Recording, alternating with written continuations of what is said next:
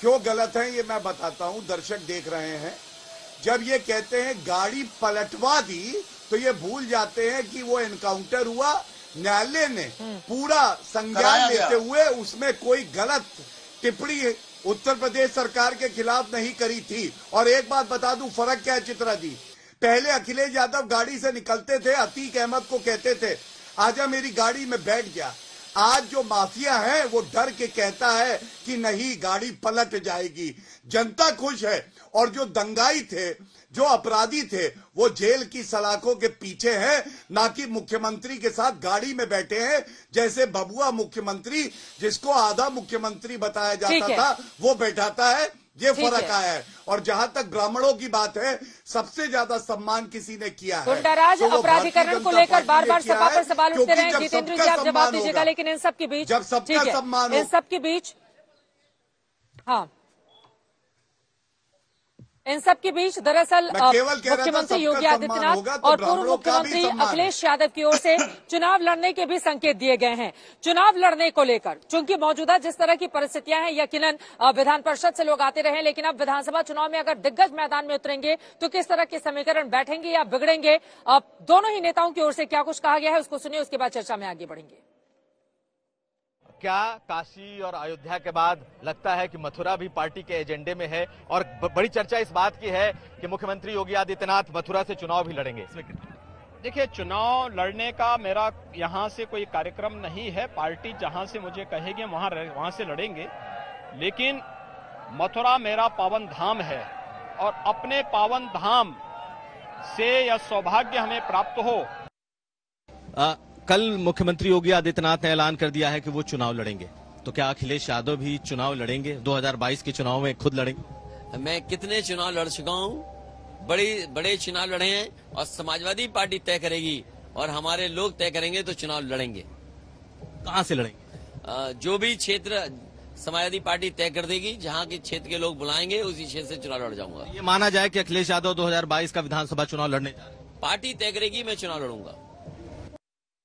दोनों ही नेता चुनाव लड़ने की तैयारी कर रहे हैं। एमएच खान साहब, अब तो पूछा जाएगा ना, जब यहाँ के दो अलग अलग पार्टियों के बड़े चेहरे चुनावी मैदान में उतरेंगे तो फिर आपकी पार्टी का बड़ा चेहरा चुनाव लड़ेंगी नहीं लड़ेंगी, क्या खबर है?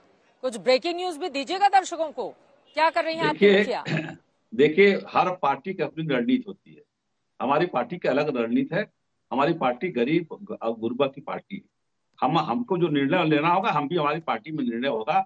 और बहन जी, आज की एक बार की मुख्यमंत्री नहीं है, 4 बार की मुख्यमंत्री है, एमएलए भी रही हैं, एमएलसी भी रही हैं, एमपी भी रही है, राज्यसभा में भी गई है, हर तरह का चुनाव लड़ चुकी है, हर तरह का।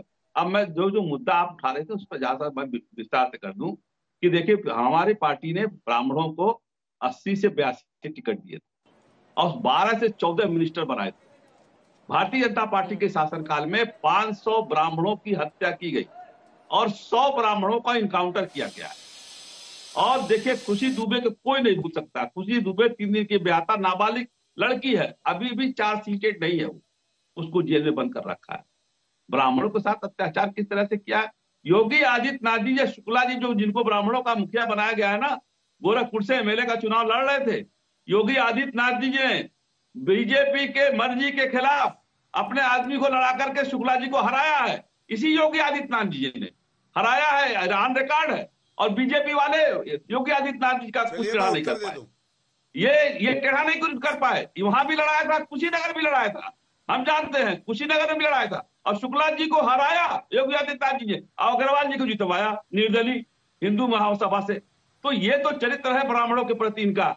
ये क्या बात करेंगे? ये सवाल इस बात का है कि अभी जितनी चीजें हो रही हैं इस पर आप बात ना करके दाएं बाएं भागने की कोशिश कर रहे हो। आप सिर्फ ब्राह्मण नहीं, सर्व समाज को लेकर चलना पड़ेगा और सर्व समाज को बराबर का हिस्सा देना पड़ेगा। हमने सबको बराबर का सत्ता में भागीदारी दिया है, ब्राह्मणों को भी दिया है, क्षत्रिय को दिया है, वैश्य को दिया है, मुसलमान को दिया है, बैकवर्ड को दिया है, ठाकुरों को दिया है, सबको दिया है। आप एक जात विशेष की बात नहीं कर सकते। आप संविधान के अनुसार सबका सम्मान करना पड़ेगा, सबको साथ को लेकर चलना पड़ेगा। हमारी पार्टी धंधा सेठों से पैसा नहीं लेती है, हमारी पार्टी अपने वर्कर से चंदा लेती है। नहीं, एक सवाल का जवाब और दे दूं। माला की बात कही थी, माला हमारी बहन कुमारी मायावती जी ने पहना था, कार्यकर्ता का 1-1 रुपया लगा था उसमें और 5 लाख लोगों के बीच में खड़े होकर पहना था। चोरी नहीं किया था तुम्हारी तरफ से, तुम्हारी तरह से अडानी अंबानी का पैसा नहीं हड़प करते हैं बहुजन समाज पार्टी। बहुजन समाज पार्टी मजबूत पार्टी है, अपने हिसाब से काम करेगी। गौरव भाटिया जी, ठीक है, बहुत सारे आरोप उन्होंने लगाए, उस पर जवाब दीजिए। साथ ही उन्होंने बार बार वो एनकाउंटर का मुद्दा उठा रहे हैं, तो एनकाउंटर के मुद्दे को कैसे हैंडल करेगी बीजेपी? हाँ बिल्कुल मैं बताता हूं चित्रा जी। सर्वप्रथम तो देखिए इन्होंने आधा सच बोला। मैं इनको बताता हूं कि बहुजन समाज पार्टी का क्या चरित्र है।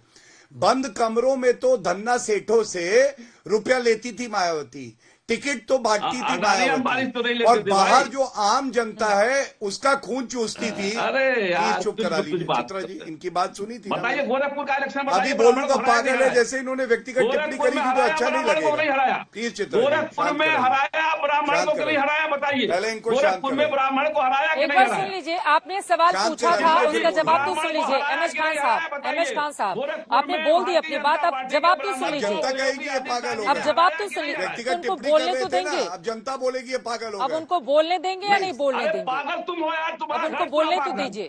तुम पागल है, तुम्हारा पूरा घर पागल कहोगे, तुम्हारा पूरा प्लीज ये कौन से शब्द हैं? प्लीज ये गलत बात है एमएच खान साहब, ये पागल ये क्या शब्द है?